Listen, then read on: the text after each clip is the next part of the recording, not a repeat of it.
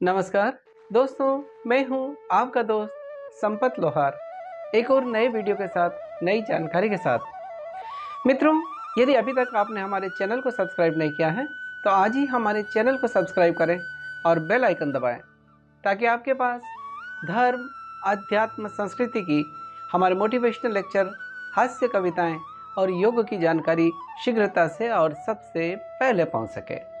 मित्रों, आज योगशाला में हम चर्चा करेंगे दो ऐसे महत्वपूर्ण प्राणायाम जो गर्मी में विशेष फायदेमंद होते हैं। एक का नाम है शीतली प्राणायाम और दूसरा है शीतकारी प्राणायाम।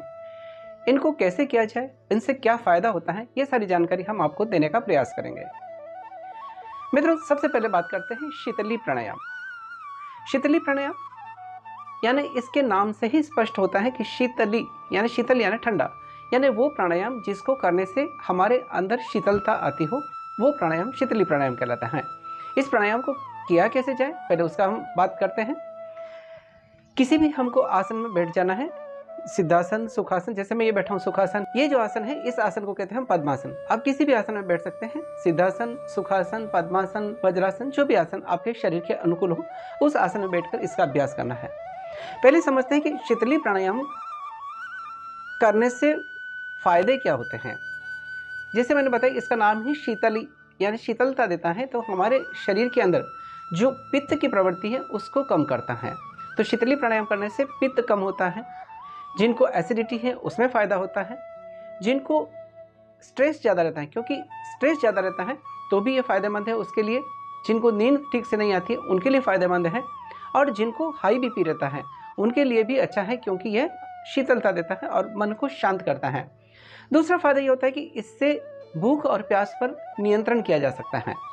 तो ये वो प्राणायाम है जिससे हमें कई सारे फायदे होते हैं और बहुत सरल ही प्राणायाम है। लेकिन किनको इससे बचना चाहिए, जिनको कम अभ्यास करना चाहिए, जैसे जिनको कफ से संबंधित रोग हो, क्योंकि शीतली प्राणायाम शीतलता देता है, ठंडक देता है अंदर से। तो जिनको कफ से संबंधित रोग हैं, ब्रोंकाइटिस हैं या सर्दी जुकाम है, तो उन लोगों को उस समय प्राणायाम नहीं करना चाहिए। जिनको बीपी लो रहता है उनको भी ये प्राणायाम नहीं करना चाहिए। तो जैसा कि मैंने बताया, हमारे अग्नि तत्व को कम करता है और अंदर शीतलता देता है। तो इस प्राणायाम को करने का बहुत सरल तरीका है, बहुत सरल अभ्यास है। किसी भी आसन में हम बैठ जाएं, मैं आपको अलग अलग स्टेप्स में बताने की कोशिश करूंगा। सबसे पहले हमको आसन लेना है, यानी किस आसन में आपको बैठना है। सिद्धासन, सुखासन, पद्मासन या जो भी आसन आपके शरीर के अनुकूल हो उस आसन में आप बैठ जाए। फिर अपने हाथों को अपने शरीर के अनुकूल मुद्राओं में चयन कर लें। जैसे ध्यान मुद्रा है, वायु मुद्रा है, किसी भी मुद्रा में। या ध्यान मुद्रा में अगर बैठते हैं तो आप इस तरह से बैठ जाएं। मेरुदंड सीधा रखना है। प्राणायाम का जैसे नियम है कि आपका मेरुदंड सीधा हो, गर्दन सीधी हो, और इस तरह से आपको बैठ जाना है, मेरुदंड सीधा रखते हुए और चित्त को एकाग्र करते हुए, मन को एकाग्र करते हुए। प्राणायाम का अभ्यास जब भी हम करें तो हम सांसों के साथ हमारी लयबद्धता हो। शीतली प्राणायाम में इस तरह से आसन लगाने के बाद दूसरी स्टेप आती है, आपकी जीभ को बाहर निकाल के उसको नली की तरह शेप देना है। जैसे इस जीवा को बाहर निकालेंगे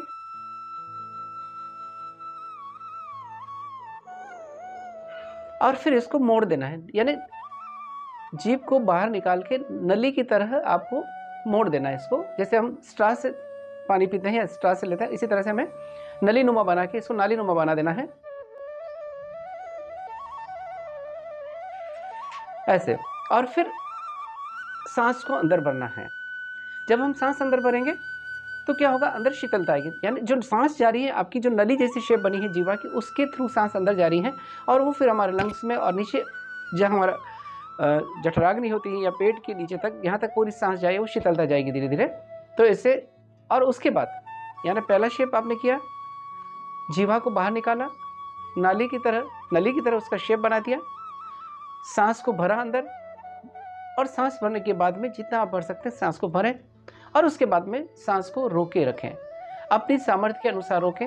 अगर आपको हाई बीपी है तो ज़्यादा देर तक सांस को नहीं रोकना है, जितनी आप देर सांस रोक सकते हैं सांस रोकें, जिसको हम प्राणायाम की भाषा में या योग की भाषा में कुंभक कहते हैं।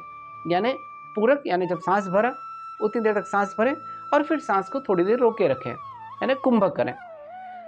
इसके साथ में हम चाहें तो जालंधर बंद भी लगाकर कुंभक कर सकते हैं, या जालंधर बंद लगाकर भी सांस को रोक सकते हैं इस तरह से, और फिर दोनों नासिका से सांस को वापस छोड़ दें। छोड़ते समय भी हम राइट नोस्ट्रल को बंद करके लेफ्ट से सांस को भी छोड़ सकते हैं। तो ये बहुत सरल प्राणायाम है, इसका सरल अभ्यास हम करते हैं। आप आसन लगा दीजिए। पहले आप एक बार मुझे देख लीजिए, हाथ अपनी मुद्रा में लगा लीजिए जो शरीर के अनुकूल आपकी मुद्रा हो। हमने मुद्राओं के बारे में पूरा एक अलग से वीडियो आपको दिया है, आप चाहें तो उसको देख सकते हैं। अलग अलग मुद्रा लगाकर इस तरह से बैठ जाएं। मेरुदंड सीधा, गर्दन सीधी, आंखें कोमलता से बंद। श्वास प्रश्वास पर ध्यान देकर अपने आप को एकाग्र करें। अब शीतली प्राणायाम का अभ्यास करते हैं। हम जीवा को बाहर निकालेंगे।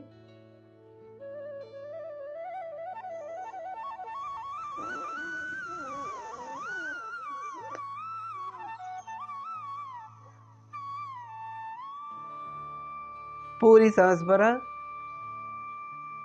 सांस को होल्ड करके रखा, थोड़ी देर रोके रखा। चाहे तो जालंधर बंद लगा लें इस तरह से।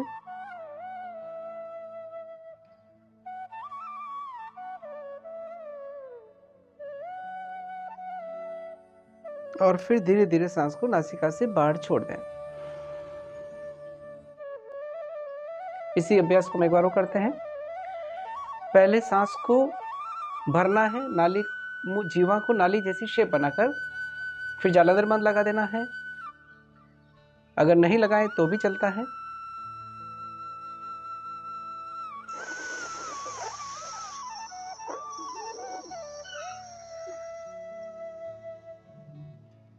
पूरी सांस भरी, जालंधर बंद लगा दिया, सांस को रोके रखा, होल्ड किया सांस को,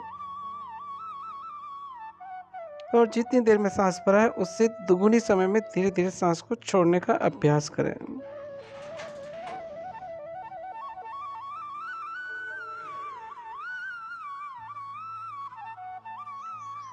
एक बार वापस अभ्यास करेंगे इसको।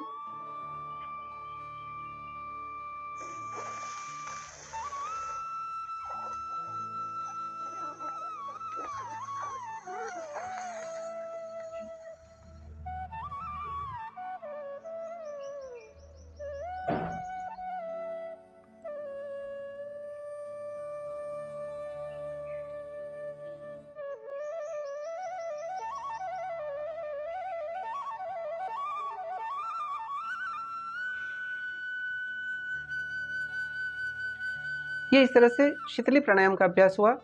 इसको हम 10-20 बार कर सकते हैं। धीरे धीरे अपना समय बढ़ाएं और जब प्राणायाम करें तो उसके फायदे को अनुभव करते हुए करें, तो इसके विशेष फायदे होते हैं। यानी ये शीतलता देगा। जब जीवा से सांस भरेंगे तो अंदर ठंडक जाएगी, यानी ठंडा ठंडा कूल कूल लगेगा आपको, और मन भी शांत रहेगा। ये है शीतली प्राणायाम। लेकिन अगर जो शीतली प्राणायाम नहीं कर सकते हैं, वैसे बहुत सरल प्राणायाम है, तो दूसरा प्राणायाम है इसी कड़ी में, जिसको हम कहते हैं शीतकारी प्राणायाम। शीतकारी प्राणायाम ये भी शीतलता देता है। इसके भी वही फायदे होते हैं जो शीतली प्राणायाम के होते हैं। और जिनको दांतों में से संबंधित रोग हैं या दांतों में दर्द होता है, पायरियां हैं, तो उसमें भी विशेष फायदेमंद हैं। तो इस प्राणायाम को करने का तरीका भी बहुत सरल है। किसी भी आसन में बैठ जाएं, शीतली प्राणायाम हम अभ्यास करेंगे। इसमें जीभ को बाहर नहीं निकाल करके जीभ को तालू के पास में रखना और दोनों दंत पंक्तियों को आपस में जोड़ देना है, और होठ खुले रहेंगे जैसे ऐसे।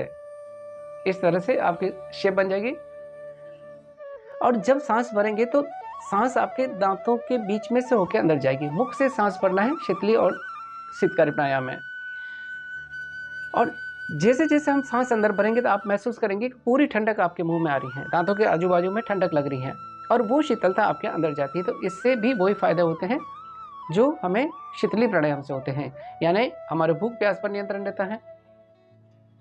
जिनको हाई बीपी है तो हाई बीपी में फ़ायदा होता है। जिनको एसिडिटी बढ़ी है या जिनको शरीर में गर्मी ज़्यादा है तो उसमें शीतलता मिलती है। शीतलता देता है प्राणायाम, इसके नाम से स्पष्ट है। तो इसका अभ्यास करते हैं। इसमें भी वैसा ही बहुत सरल, सीधा बैठ जाएं, मेरुदंड सीधा, गर्दन सीधी, दोनों दंत पंक्तियों को आपस में जोड़ लें। इस तरह से होठ खुले हुए रहेंगे। और अब सांस को आपको अंदर भरना है, और इस तरह से जब सांस भरेंगे मुंह से तो अंदर शीतलता आएगी, और उसको महसूस करें कि वो जो सांस जैसे जैसे अंदर जा रहा है तो अंदर आपके लंग्स की यहाँ शीतलता आ रही है, फिर नीचे अग्नि तत्व जहाँ हमारा है वो शांत होता है। इससे इस तरह से करेंगे। और फिर जालंधर बंद लगाकर या बगैर जालंधर बंद लगा करके भी थोड़ी देर सांस को होल्ड करना है, और उसके बाद में सांस को छोड़ देना है। इसका अभ्यास करते हैं। पहली स्टेप, अपने दोनों दंत पंक्तियों को आपस में जोड़ लें, होठ खुलें, अब सांस भरेंगे,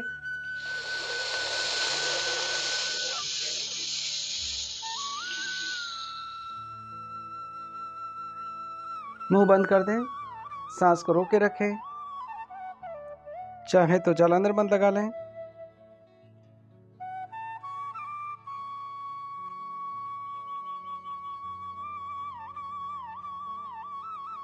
और दोनों नासिका से सांस को छोड़ दें। एक बार वापस अभ्यास करेंगे।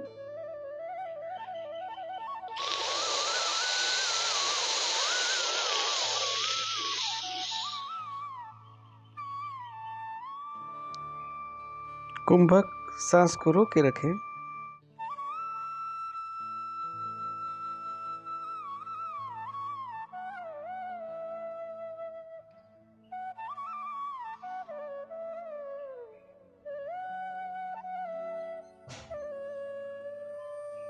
नासिका से सांस को छोड़ दें।